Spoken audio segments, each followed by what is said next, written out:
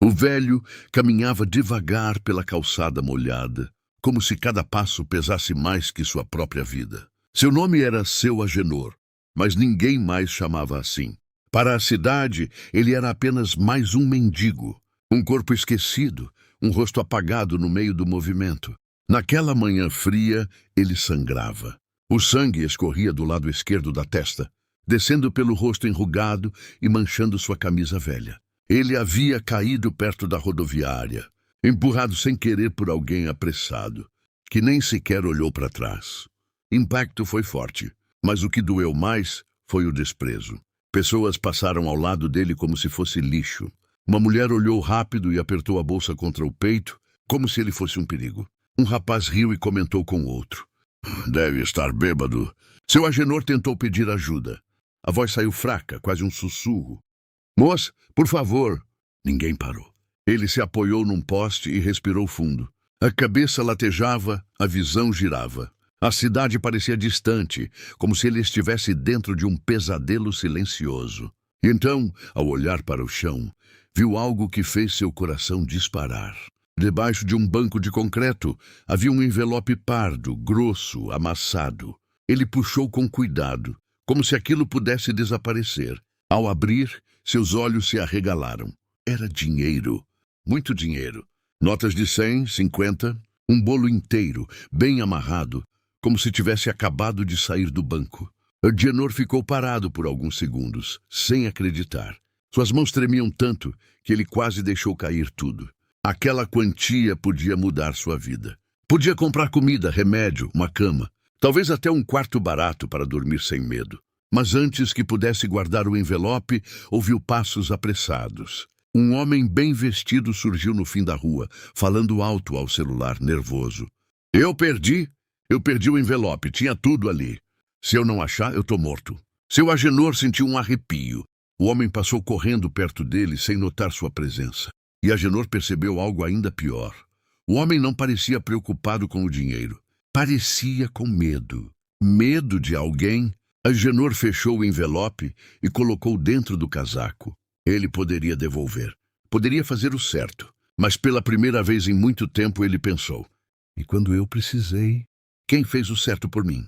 Ele deu meia volta e entrou em um beco estreito, tentando se esconder. O sangue ainda escorria. Mas agora, seu coração batia forte como nunca.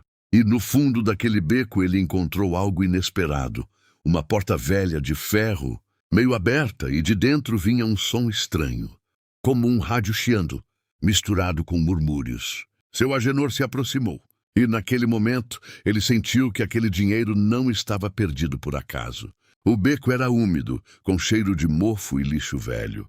Seu Agenor apertou o envelope contra o peito e respirou com dificuldade. A dor na cabeça aumentava, e a visão ficava cada vez mais turva. Mas ele continuou andando. A porta de ferro rangia sozinha, como se estivesse sendo empurrada pelo vento. Agenor encostou a mão nela e sentiu um frio estranho, como se o metal estivesse gelado demais para aquela manhã. Ele a empurrou devagar. Lá dentro, o lugar parecia um depósito abandonado. Caixas empilhadas, fios pendurados e um rádio antigo sobre uma mesa, soltando chiados e vozes distorcidas. Mas o que mais assustou Agenor foi o que estava no chão. Havia marcas. Marcas escuras. Sangue seco. Ele congelou. O coração acelerou e seu corpo inteiro gritou para ele sair dali. Mas antes que pudesse recuar, ouviu um som atrás de si. Passos! A porta bateu com força. Seu Agenor se virou e viu dois homens enormes bloqueando a saída. Um deles usava boné e jaqueta preta. Outro tinha um olhar vazio, como alguém que já tinha feito coisas terríveis e não sentia mais nada. O do boné falou primeiro. Olha só, achei que era um rato. É só um velho. O outro olhou para Agenor e depois para o envelope, como se já soubesse. Ele tá com o dinheiro. Seu Agenor tentou falar, mas a garganta travou. Ele deu um passo para trás, tropeçando numa caixa. Eu achei no chão. Ele gaguejou. Eu ia devolver. O homem do boné riu. Ia devolver para quem? Pro diabo? Agenor arregalou os olhos. O quê? O segundo homem se aproximou lentamente. Ele pegou o rádio e desligou. O silêncio ficou pesado. Então ele disse num tom baixo e assustador: esse dinheiro não é de gente comum. Esse dinheiro era de um acordo. Um acordo que não pode falhar. Seu Agenor sentiu as pernas fraquejarem. Eu não sei de nada. Eu tô machucado. O homem do boné se aproximou e puxou Agenor pelo colarinho, sem qualquer piedade. Você tá machucado? Vai ficar pior se não devolver isso agora. Seu Agenor segurou firme o envelope por instinto, mas o homem o golpeou no estômago. Agenor caiu de joelhos, tossindo, sentindo a boca encher de saliva amarga. O segundo homem abriu o envelope e contou rapidamente as notas. Seu rosto mudou. Tá faltando? O beco pareceu girar. Agenor olhou desesperado. Não tá faltando. Eu não peguei nada. O homem do boné puxou uma faca da cintura e encostou na garganta do velho. Tá faltando, sim. E agora você vai dizer onde tá o resto. Seu Agenor começou a chorar, lágrimas misturadas ao sangue. Eu juro por Deus. O segundo homem olhou sério e disse: Deus não entra nesse tipo de negócio. Então ele pegou o celular e ligou para alguém. Só a frase que ele disse foi suficiente para congelar a alma de Agenor. Chefe, encontramos quem pegou o envelope, mas o valor está incompleto. O senhor quer que a gente resolva aqui mesmo? A resposta do outro lado fez o homem sorrir. E Agenor percebeu que sua vida dependia de uma escolha. Mas não era mais uma escolha comum. Era uma escolha que poderia condenar muita gente, ou libertar alguém. Seu Agenor tremia de frio e medo. A faca ainda pressionava sua pele fina, e ele conseguia sentir a ponta abrindo um pequeno corte. O sangue escorreu mais uma vez, agora do pescoço. O homem do boné olhou impaciente. Fala logo, velho. Agenor fechou os olhos por um segundo. Sua mente viajou para anos atrás, quando ele ainda tinha uma casa, uma família, um nome respeitado. Ele lembrava do dia em que perdeu tudo. Um golpe, uma dívida, uma traição. Ninguém o ajudou.